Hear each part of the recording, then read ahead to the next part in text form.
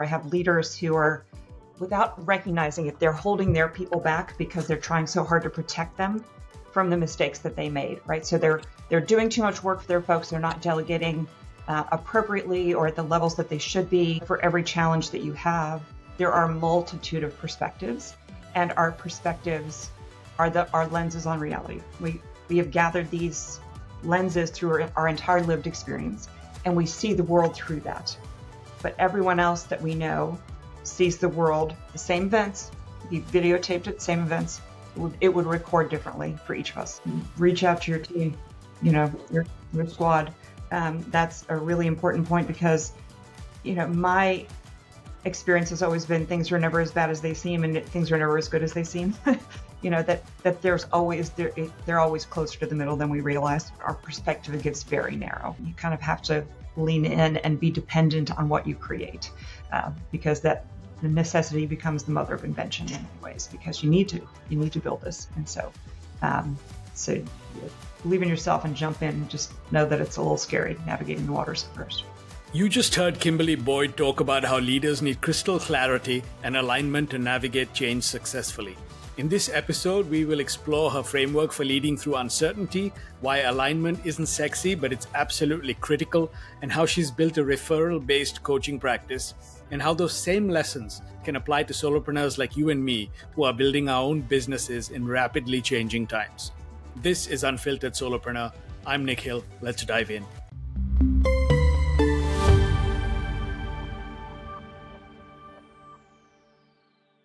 Hello and welcome to a new episode of Unfiltered Solopreneur. I'm your host, Nikhil Vaish, founder and CEO of Boost Solo. My next guest is a former CEO who, after tackling hurricanes and boardroom battles, found her true calling, guiding leaders through pivotal transitions so they can thrive, not just survive, in the midst of change. Kimberly, welcome to the show. Thanks, Nikhil. I'm glad to be here. Excited for our conversation. Now, you've had this career arc from research associate to CEO to executive coach, but there was something you said that really stayed with me, struck me. You wanted to get these leaders ready and into a position because nobody else was paying attention. So paint me a picture. What did you actually see happening in those C-suites, and what made you think I have to do something about this? No, well, it was, I've had the privilege of leading at the local, regional, and national level. And in my role at the national level and a federated organization, I looked out and saw the diversity of the workforce and people sort of making their way up through the ranks. And yet when they reached a certain level, more and more the boards were going outside of organizations and pulling in folks as opposed to giving them the channel. There seemed to be a real glass ceiling effect going on for a lot of folks, and really felt compelled, as much as I could do at the national office, very difficult when each organization is governed locally. And so decided to take up the helm and become a CEO of a large local organization so that I could give these leaders an opportunity to not only thrive and excel within our organization, but then to launch them into C-suite roles in other organizations as well. Okay. And so the other thing you mentioned to me was that you navigated hurricanes, the pandemic, and board pushback on your social stances while you were CEO of this organization, right? So walk me through that period. What kept you grounded when it felt like everything was potentially working against you? And what did that teach you? In 4 years, we had 3 hurricanes that made landfall and took down operations. We had 17 locations at the time. And so we had buildings down, we had families displaced, staff members displaced, all of that. And as we were getting through all of that and getting our communities stood back up again, then along came the pandemic. And of course, managing through the pandemic, we all know was extremely difficult. But when you're working in communities where the young people are really dependent on having access to places, it became that much more important. And as we all know, the 20 and then going into 2021, there were also remarkable changes in our society and things that were happening, and just a lot of competing forces. And of course, our young people were caught up in that, as were differences between the boards and leaders, and depending on what your sort of background and lived experience were, you experience those very differently.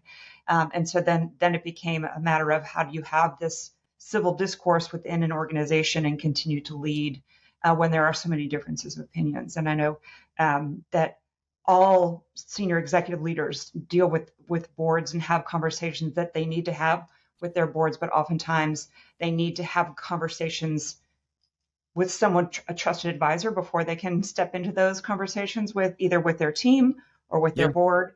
And that's what I realized that I wanted to do, was to be able to have those, guide those leaders, asking them good questions, having them really understand what their core values are, getting clarity among their leadership team, and then continuing to see all of these changes and periods of uncertainty as an opportunity to operate differently and not just something to sort of ride out and survive. Yeah, and I would, it seems to me that the need is becoming even greater, right? Because we're living in a time where there's so many different factors. I think just leading has become so much more complex from, the perspective of differences between generations, just communication differences, and like you said, diversity is a bad word right now. Yeah. For a number of different reasons. We're not getting into politics, but, just in terms of complexity of decision making, I would imagine that, having experienced it, you bring a perspective of having been in the trenches, right? Yeah, I think that's right. I think that's one of the things that has, a lot of the referrals that I get from one client to another are based on the fact that I've sort of walked the walk, right? I've been in the Yeah. trenches, I've sat in the C-suite and understood in times of uncertainty and in times of significant change, whether those are external or internal factors, that having someone to walk that walk with you can make a huge difference. And I was fortunate to have a group of CEOs who were a sounding board for me when I sat in that seat. And now it's just a privilege to be able to be that source of support as folks are thinking through their own decision-making process and all of these periods of uncertainty, which, when we started to navigate this year, with the clients, my client base was experiencing all sorts of different change and depending on the sector for varying reasons, right? Yeah. But so I decided to do a little market research because I wondered, are professional service organizations like mine keeping up with what the needs are out there? And so I did an all-call sort of outreach to do some market research with CEOs and found that uncertainty was the number one theme that ran through everything. And one of the things that I figured out as I was, starting my business and realizing that I needed to try not to be everything to everyone and really navigating what is my sweet spot. And I realized that change is my sweet spot because I've been through so many different types of organizational changes and led through so many different, sort of headwinds that change is something I'm both comfortable with and very experienced with as well, for better or worse. Yeah, no, that makes a lot of sense. And we're going to come back and touch on sort of your brand and your positioning. So the Woodruff Fellowship you mentioned came at a pivotal moment, right? But there's a big gap between discovering a passion and betting your livelihood on it. So what made you think I can actually make this work as a business rather than just sort of a side interest or a side hustle? Right. Yeah, so the Woodruff Fellowship provided this scholarship for executive coach training. And the program that I selected was one out of George Mason University and their Center for Organizational Wellbeing, because it particularly talked about working with leaders to create thriving organizations, right? Organizations where people want to come to work every day, where their gifts are being recognized and leveraged, and that organizations that thrive in that way and their people focus actually thrive in terms of their bottom line and their growth and all of those things as well. And so as I was going through that program, which came at a really pivotal moment in my career, I realized that my passion for leadership development, which is what had driven me to go local and to work with my own executive team, was a passion that transcended my sector, right? That leaders everywhere, regardless of the size of the organization. I was working in manufacturing and banking and financial institutions, and at the end of the day, leadership is leadership. And coaching outside of my sector allowed me to not get pulled into consultant mode, but to really just focus on leadership and leadership teams and alignment. And in that moment, realized that not only was it an opportunity for me to do something that also brought me a lot of joy, minus a very large board, but it also meant that I had the chance to help folks across the board. Leaders are struggling during times of uncertainty, and it gave me the chance to do that. Yeah, absolutely. So is there someone who first believed in your coaching idea before you did? How did you sort of make that leap? What was going through your mind? I think the folks who nominated me for the fellowship Yeah. and sent me their nomination and having the conversations and the interviews that I went through as a process of being selected in that, and hearing from the folks that were on that part of it. It was a bit of a reflective mirror in a way that I had not allowed myself to really consider in the midst of all of the heavy lift that is the role of being a CEO in very uncertain times and Right. navigating through all of that. So that was very validating to me, and it helped me to recognize that at the end of the day, my passion really was about leadership and the impact of the work. But people do important work in lots of different places, not just in the in the sector where I was working. Yeah, so if I could take you back to that moment, because I think for a lot of people listening, they're sort of thinking about it but haven't sort of made that leap. So Mhm. if you could go back to, I think it was October 2021 when you officially registered Strategic Clarity, right? What's one piece of advice you'd give yourself that you wish someone had told you? I think, wow, that's a great question. Um, I think realizing that pivotal changes in your own career from leading a large organization to leading yourself and starting a business is a bigger transition than you might think. I think it is one that requires um, surrounding yourself with a new type of community, people who Yeah. have walked that walk before, and helping you to understand what the biggest challenges will be, what your true goals are, what brings you joy in your work, and how you narrow that focus and really, kind of find that piece of it. But also for folks who ended this past career on a challenging note, a really intense note. It was a 24/7 for almost 4 full years. Is that there is a recovery time that happens with that too. That excuse me, you need some time to allow yourself to go through that transition and to navigate the personal adjustment that comes with all of that. Yeah, no, I completely agree. In fact, one of the things I found was I spent a lot of time unlearning a lot of the things I'd learned in the corporate world, right? And I don't think there's a magic formula. You kind of have to figure it out as you go, right? But I think something you said is very important is surrounding yourself with the right people, right? Finding your tribe is really important. Because people who haven't walked this path, it's very difficult for them to understand what the day to day is like. Yeah, they can be supportive, but unless you're talking to people or your community incorporates people who are on the path, I think that makes a huge difference.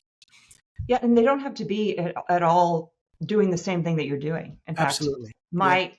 my group is folks who are in different types of businesses, but all have sort of started the entrepreneurial pathway somewhat later in their career, right? That they didn't just jump off and have not been a serial entrepreneur, but it's something that they came to after a career of doing other things that has given them this wealth of knowledge and experience that they now want to share in different ways. But that's been really important. And I think that group also helped me to understand the importance of the lessons that I learned, right? Some of the hardest things, in fact, I tell my clients our most important lessons are always ones that come through struggle and mistakes. And I often tell my clients that's why I'm a very good coach, because I've made them all already. And so there's nothing they're going to do that's really going to surprise me, as long as it's ethical, but that's another podcast. But yeah, when you've walked that walk, you don't really necessarily recognize the lessons that you're learning in the moment. Those can be learned afterwards. And I think as I've become a coach, I have caught myself on many occasions, where I'm having a conversation with them and asking them about the implications of certain decisions that they're thinking about making. And I just hear myself talking to myself going, oh, that would have been a good conversation to have with yourself before you made that decision yourself. Right. Yeah. And so I do find myself often realizing that if I could go back with the knowledge I have now, I may have sidestepped some of the bigger career mistakes, but then I don't think I would have learned the same lessons along the way. No, and then you wouldn't have brought the same value either, right? I think, like you said, I do believe, I completely agree with you that learning happens in struggle. And yet I feel like we live in a world, at least social media has created, where struggle is a bad thing. People spend all Right. their time trying to avoid it because they see Hmm. that as something bad. But I think it's necessary for growth, good growth, right? Hmm. So I completely agree.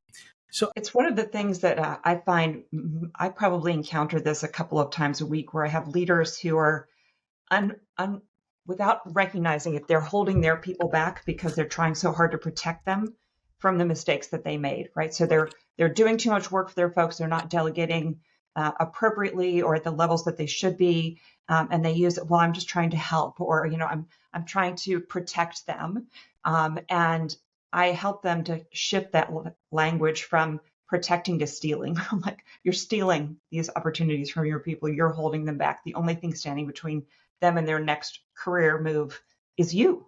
And so you have to stop protecting them and recognize that what they really need from you is the opportunity to try and fail and figure things out and learn their lessons the same way you did. Yeah, no, I think that's so important. Absolutely. And, and I'm sure they mean well, right? Trying to protect them, but they're not really Always. helping them. And I remember you reminded me, my first boss actually told me that I want you to go out and do what you need to do. You will make mistakes, you will stumble, but he said, I will take the responsibility for all of that. You're not going to be blamed for any of the problems as far as, the client's concerned, because that's the only way you're going to learn. And he took that fear away, right? Also, Right. which is pretty amazing. Yeah. So, but I completely agree. That's the only way you can sort of build and grow your team and let them spread their wings. So I want to talk a little bit about brand building now. So strategic clarity is focused on guiding leaders through change, right? You said that's sort of your superpower. So, but when someone asks you what you do, how do you explain it in a way that doesn't sound like every other executive coach out there?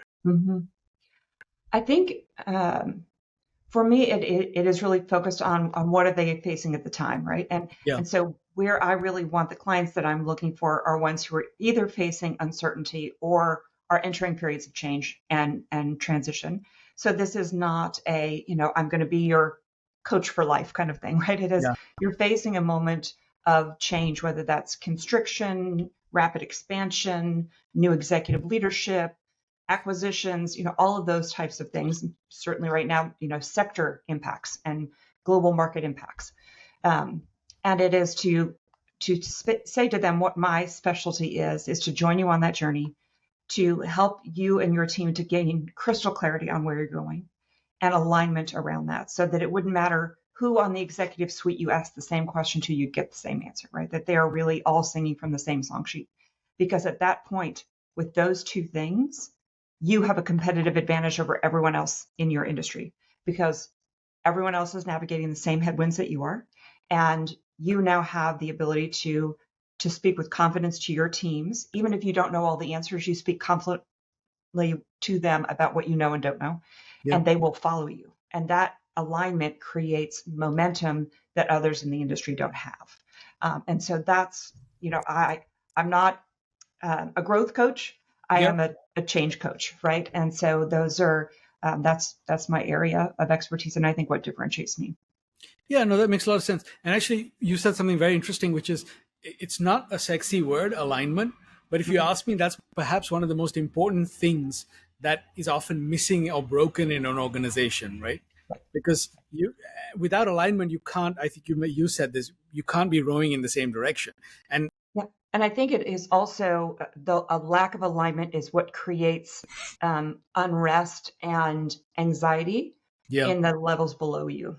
Because if you don't appear aligned, it's the same thing that unsettled us as children. If our parents didn't seem aligned, the foundation felt a little rocky. The same is true for executive leadership teams. And when the industries are sensing uncertainty for a variety of reasons, your team is already a little unsettled. And so if they also feel like they're not sure, if you are sure what each other's saying and doing, then, and it's impossible also with an aligned leadership team, you identify and overcome systemic barriers to departments working together, which is often the hardest parts of our job, which seems ridiculous that you walk in and the hardest part of your day is going to be working with the person across the aisle from you, the next cubicle down. That shouldn't be the case, right? The hardest parts of our job should be building our business or affecting impact or whatever it is we're doing, but it shouldn't be the people we work with. And yet so many organizations have set up their structures and their compensation packages and everything else to create conflict unknowingly, but it's causing the unsettlement that's happening, and it makes it creates a scarcity mindset where everyone is trying to get what their own needs met, as opposed to an abundance mindset, which is, if we were doing well and we're doing well together, we're all doing better, right? So. Yeah, true. And honestly, it's funny, but the larger the corporation, the bigger the problem, I found, at least in my experience, right? Because you end up having so many departments, so many silos, and it's amazing. I mean, every project I worked on when I was consulting as a strategy consultant, I would, first thing I would do is get all the stakeholders in a room. And it was amazing how it was like enlightening for them to just listen to and talk to each other, because nobody has time in the day anymore, right? I mean, everyone's so focused on their part of the work that I think that's, that is critical. And honestly, I mean, I feel like, and maybe, you'll tell me I'm right or wrong, but it's that the pace of change today, I've never seen it happen so rapidly, right? On every front, social, political, technological. It just feels like we've never experienced, the rate and pace of change that's happening around us. Right. So I think your message, your work is even more important now, right? Right. And I think that it's, the other piece that we're getting in terms of the pace of change, the comfort with change, and our ability to keep with it also has generational issues going on, right? Because we've now got four generations in the workforce at one time, which is somewhat unusual. And with that, we have different comfort levels with change and different tolerances for folks who won't change, right? So we have both ends of the spectrum are now in the same room together, and often with positional authority over each other, which can be a challenge in both directions. I think that there are many reasons why change is particularly challenging right now, but the pace of it is certainly unrelenting. Yeah, and also, to be fair, I don't think there's been such a difference in terms of generations adaptation of, like, technology, for example, between like even boomers and Gen Z, who were sort of at the beginning of the technology revolution, but not, I still had landlines, and I didn't have a cell phone until I was well into my 20s, or a computer in the office. And then you have Gen Z. We actually know what a floppy disk is. So. Yeah, I know. I still have them. And although now probably I could sell them to Gen Z who love all this antique stuff, like they're buying LPs and stuff. But my point is that there is even the differences between these generations, I think, seems to be far greater in terms of the scale of, learning, just the environments they've grown up in, and their ability to access and use technology. So that, I think, will all have an impact, right? And I find it also interesting that it is Gen Alpha, our youngest generation that's in the workforce right now, are going the other direction, right? They want to go away from some of the technology. They want to check out. They want time away from the technology, which is so interesting because it's somewhat of a, we swung from one end to the other, and now we're coming back towards more of a level ground for the fulcrum. But it's very interesting to watch how each of them navigate change in their own way. And I think the most important conversation, the need for alignment at the executive level, is so that transparent conversations can be had all the way through in a way that creates trust. You can have conversations out loud about how comfortable am I with change, or this change, or is my voice being heard, all of those things. Those conversations can only happen if you have the executives who believe in each other and communicate consistently that it is a place where we're going to have these conversations and work through these things together. Yeah, it's funny, when I was in some of the biggest ad agencies in the world, I'd always say we're in the business of communication, and yet we are horrible at it internally. So yeah, it's funny. So the old physician, heal thyself, right? Yeah, exactly. So you work with senior executives and leadership teams, right? So that's not exactly an audience you can reach through Facebook ads. So how do you actually get in front of these people? And also these people are used to being pitched to, right? So how do you build trust with them? I have been fortunate up to this point where everything's been referral, and which is a great problem to have, but it means that I also have not exercised that outreach muscle as much as I have. And so this, in my entering my fourth year, I'm being much more intentional about it, but also recognizing, because of the work that I do, that it's not going to be Facebook, right? LinkedIn is certainly a source, some direct outreach to my networks, to look beyond into their networks and more than anything else, I don't want to sell anything. I just want to be a solution if someone is looking for that and it feels like the right one. And so just putting the message out there so that folks are able to find me to say, yes, I've heard from 35 coaches, but this is the one that sounds like what I need because of what we need right now. It is to be a solution is my goal, not to create a sales pipeline necessarily. Right. So you I mean, it's wonderful to have a referral based business, but obviously at some point, you reach a sort of a tipping point where you need to start scaling beyond your Rolodex. So have you, beyond LinkedIn and your website, how else are you getting your message out there right now? Have you tried any sort of marketing or networking approaches or anything that surprised you because it worked better than you expected or didn't work?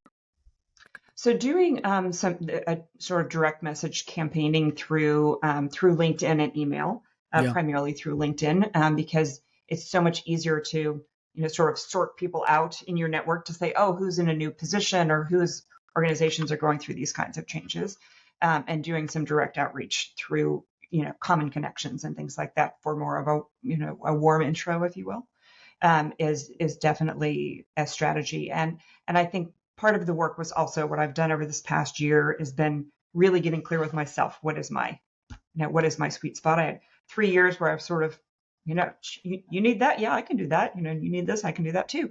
But that's not necessarily helping me to tell the story or to find the clients that need what is unique about me versus other coaches that I'm happy to recommend because they all have different strengths and different backgrounds.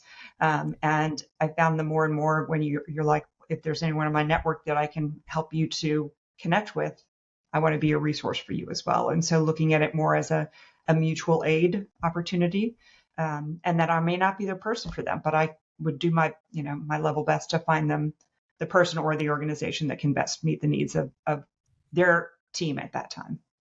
Yeah, I love that you say that because that's one of the things I love about this solopreneur tribe, right? Because pretty much every solopreneur I've met has been like that. Their whole MO is like, if I'm not, hey, let's have a conversation. If I'm not the right person, I'm going to help you find the right resource within my network, right? And somehow you never see that with small businesses or in the corporate world, right? Never do you have a corporation saying in a pitch that, hey, if we're not the right people, we'll find you the right people. But it's just. I do think that to some extent making the leap into solopreneurship and then building a very a small practice does, I think, in many ways require you to have an abundance mindset, that there's plenty of work out there for all of us, and that we don't that we're not, it's not in any of our best interest to compete with each other, but rather to cast a wide net and then help other folks like us to find the folks who need them, to need their support in their particular brand of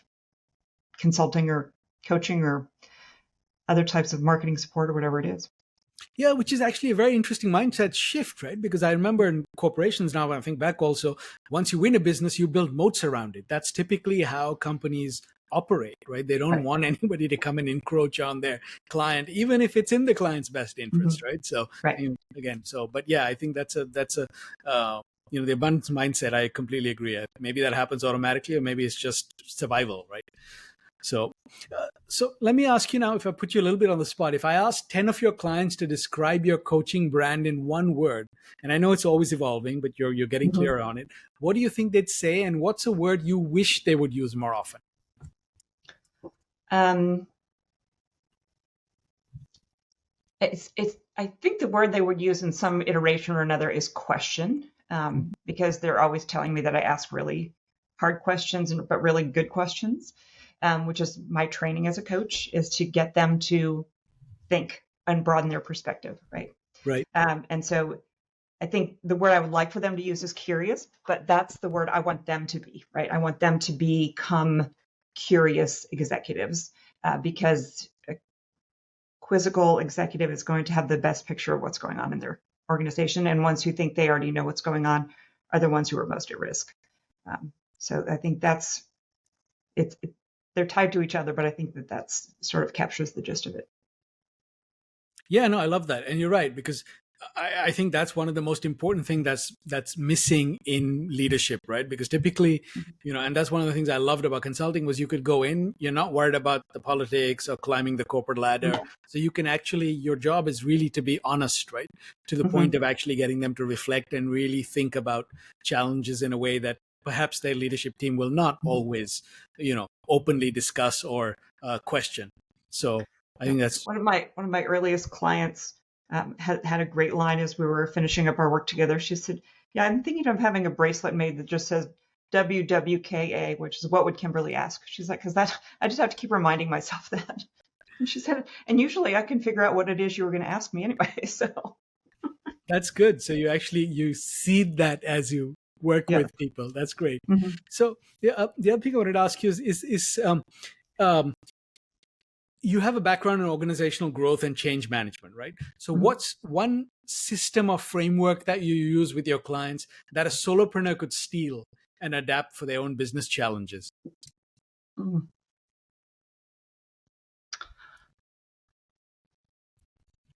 I think it is recognizing the importance of scheduling time to get your head out of the business and look up and out, right? Yeah.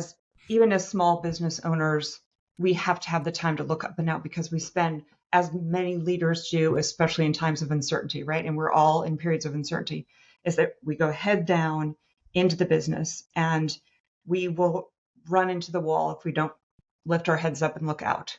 Because it's in looking out that we can see what's coming, we can see the horizon, we wouldn't be doing the work we're doing if we didn't have some skill at sort of seeing around corners, right? That's what draws us to this work. And so it is just taking the time, scheduling the time to get your eyes up and out and see what's coming, do the networking, do the connecting, become part of a community. It feels like you don't have time to do it, and yet you don't have time not to do it. And the other thing I think is also recognizing when you need help and where that comes from. And you do that through, sort of reciprocal coaching with other people, or I'll do this for you and you could do this for me. Or if you invest in having people who can do parts of the work that are taken in an inordinate amount of your time or are not the highest and best use of your time, is to recognize the need for that and employ them when you can and need to.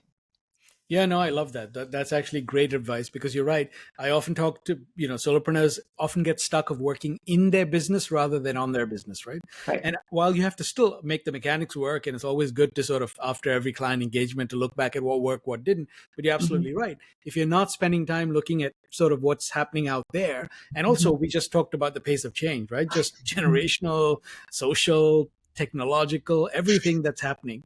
I think it's very important to keep an eye and look outside the business too, to sort of, to have an understanding of how you need to evolve as things around you change. So yeah, and I think that's a great skill to have and an important lesson to learn. So the other thing I wanted to ask you is you've navigated some important organizational crises, right? You've dealt with hurricanes, pandemic, board pushback. So do you have an actual decision-making process when everything is sort of falling apart? And how would you teach that, or how would you coach that to a solopreneur? I think the most important thing is to broaden your perspective, right? And so one of the most important lessons I draw out for almost every one of my clients, right, is that I put two doors, I draw a little room with two doors, right? A little stick figure, one walks through one door and one walks through the other door. And on the floor between them is painted this 6, right? So to one, it's a 6, to the other one, it's a 9, right? It's all a matter of how you're looking at it. And so for every challenge that you have, there are a multitude of perspectives, and our perspectives are our lenses on reality. We have gathered these lenses through our entire lived experience, and we see the world through that. But everyone else that we know sees the world, the same events. If you videotaped it, same events, it would record differently for each of us. And so really recognizing that your reality is just your perspective, and that all these other people have different perspectives. And the need to broaden that perspective is what opens up new options for solutions. It opens up new options for partners. It opens up new options for who can be in the room. And so I try try to get all of my clients to commit to the understanding that they can never be 100% right. Because Wow. they can never be 100% right. None of us, I mean, 2 times 2 is 4, right? Yeah. It's fact. Everything else that we interpret the world, it's always going to be through the lenses of our lived experience. And so recognizing the need for perspective taking and broadening that perspective and trying to walk around that problem a little bit and see it from multiple sides is a transformative superpower. And that's how I think they need to think about change, is that it's not always going to be terrible, right? Like there are things, even going into the hurricane, the one thing we realized by the time we got to the third one, I mean, it was like clockwork. Our daily stand-ups went exactly the same. Everybody knew their job, all those kind of things. So yes, it was terrible, but we got to train other organizations who were facing and responding to natural disasters, right? We were able to do that. It became a skill set that we could use in lots of different ways and needed to, obviously just a short year later when we had the pandemic. So. Yeah, no, I absolutely love that, because you're right. And I think that's where diversity comes in too, right? Of perspectives. And that's why it's so important, even though it's sort of like it's got a lot of baggage around it now, because I don't think it was ever explained or sort of shared the right way. But I think that's extremely valuable. And I heard a wonderful quote today. I'm trying to remember. I think it was Sahil Bloom who talked about, he's a solopreneur. He talked about how bisons run into storms, whereas everyone else seems to run away from them. And that way they last longer. They're much more vicious. They're sort of chasing you. You have no control. But the reasons bisons go into it is they face it head on is because they get through it quicker. So they get out the other side much faster than people who are running the other way. So I think it's a great analogy for sort of how to deal with uncertainty in business too, right? Yeah. So the other thing you mentioned to me that was interesting is that transitions can feel isolating, right? And I mean, that's definitely true for solopreneurs. So what would you actually recommend when someone's in one of those dark stretches and sort of questioning everything? Reach out to your team, your squad. That's a really important point because, my experience has always been things are never as bad as they seem and things are never as good as they seem. That there's always, they're always closer to the middle than we realize. Even when we're in the depths of it, and even when we're in a really bad place, there's always someone who is willing to, navigate that with you. And the old joke about someone comes along and finds somebody in a hole, and rather than putting a ladder down, they jump into it with them. Sometimes we need someone in it with us. We need someone to get us a ladder, but then we also need somebody to walk that path with us as well. And so knowing and having 2 or 3 people that you can pick up the phone that will take that call and just share your understanding and can share their own perspective and help you to see and open up your perspective. Because one of the things that happens in crisis is that we get very narrow. Our perspective gets very narrow. True. And that makes problem solving very difficult. And we need to broaden that to give us more options to get through what it is we're dealing with. Yeah, no, absolutely. And in fact, I always talk about the fact that I have what I call angels and truth tellers. The angels are sort of the people who will always support me no matter what. And the truth tellers are the ones who sort of give me the hard sort of lessons that I need, the hard things I need to hear, right? The uncomfortable truths, if you like, to help me sort of get out of that, like exactly as you described. And I think that's really critical on this journey, right? Right. And I think it's important, especially on this journey, is to make sure that the truth tellers are people who believe in you intently. Yes.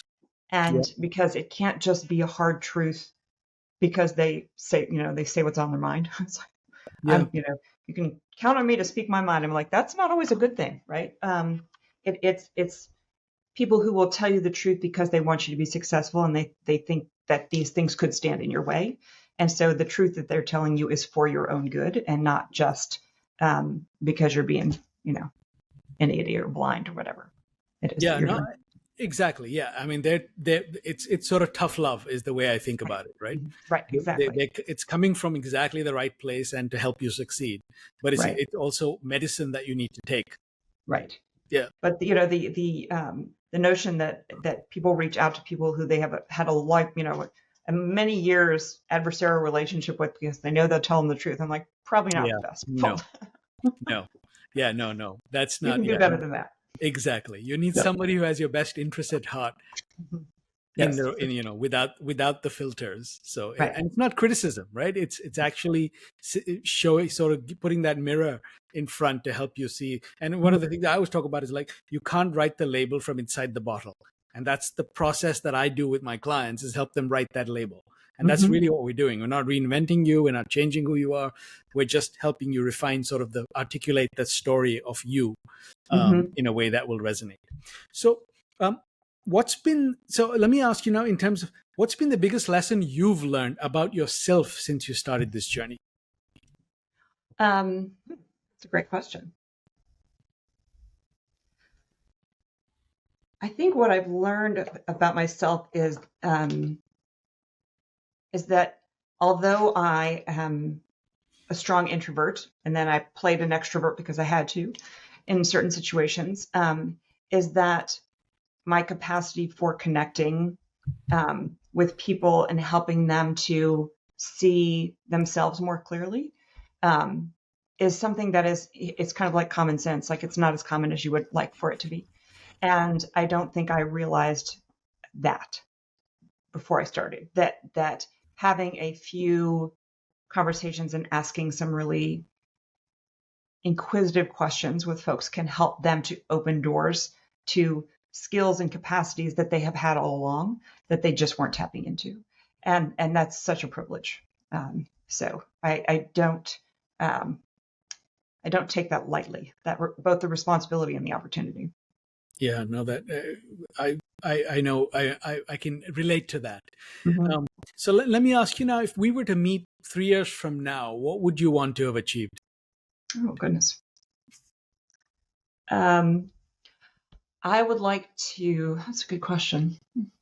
I would like to have a practice that has multiple coaches in it with different types of experiences and backgrounds that can support large and small teams to work through change as a full organization, right?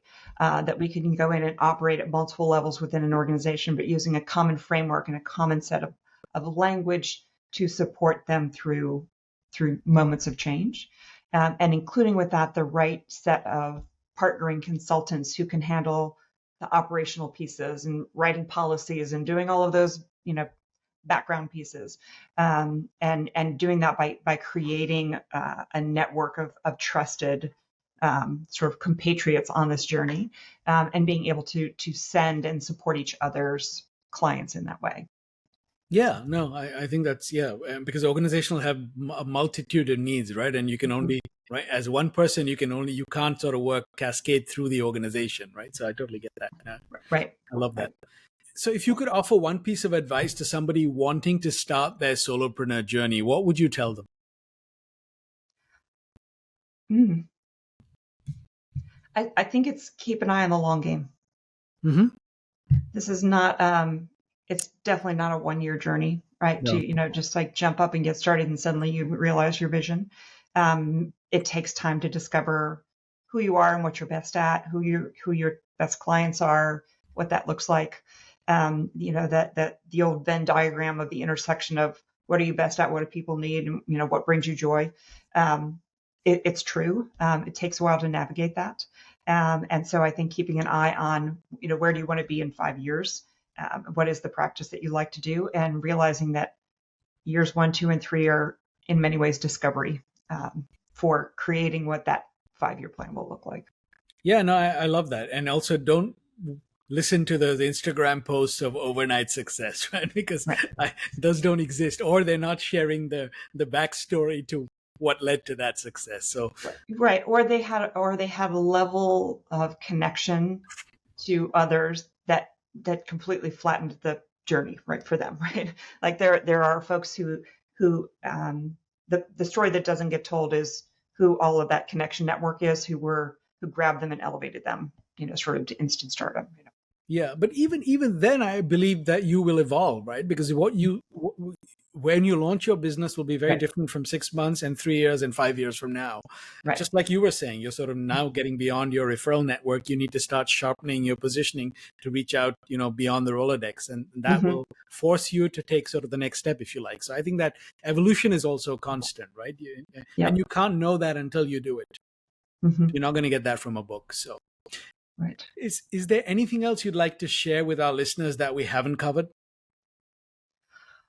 I think just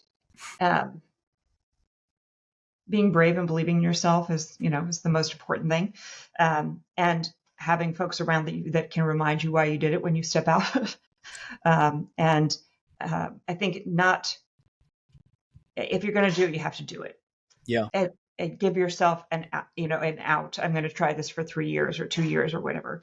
If you're fortunate to be able to have the resources to lean on to be able to invest in that, is to not, dip a toe in and take it out, and dip a toe in and take it out, and then wonder why it's not working. You kind of have to lean in and be dependent on what you create, because the necessity becomes the mother of invention in many ways, because you need to build this. And so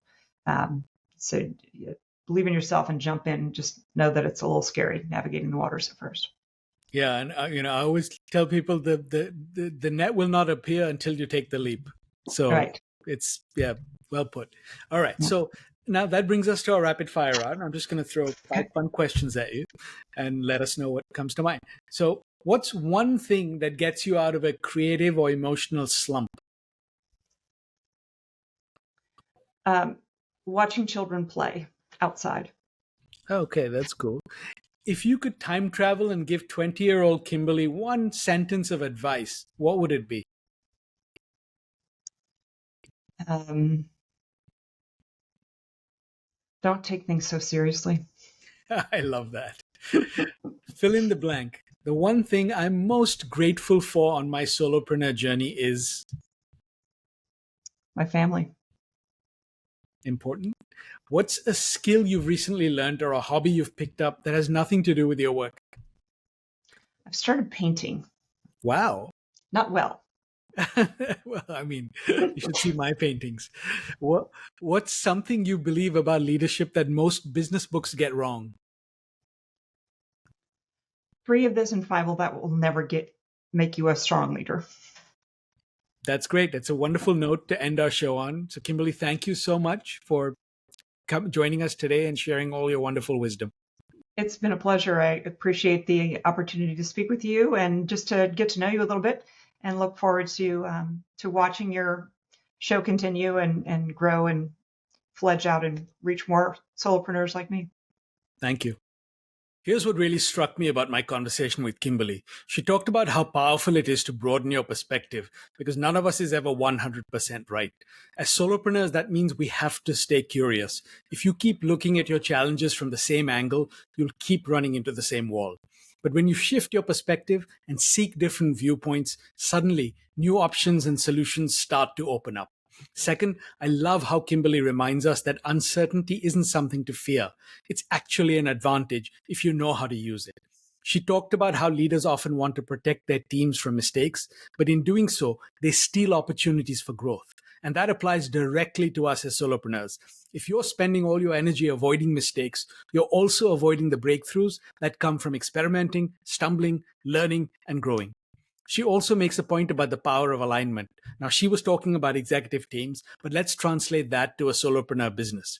Alignment is when your story, your offers, and your actions are all moving in the same direction. When those things line up, your brand cuts through the noise and prospects feel that clarity instantly. Without this consistency, you confuse people, and confusion always kills momentum.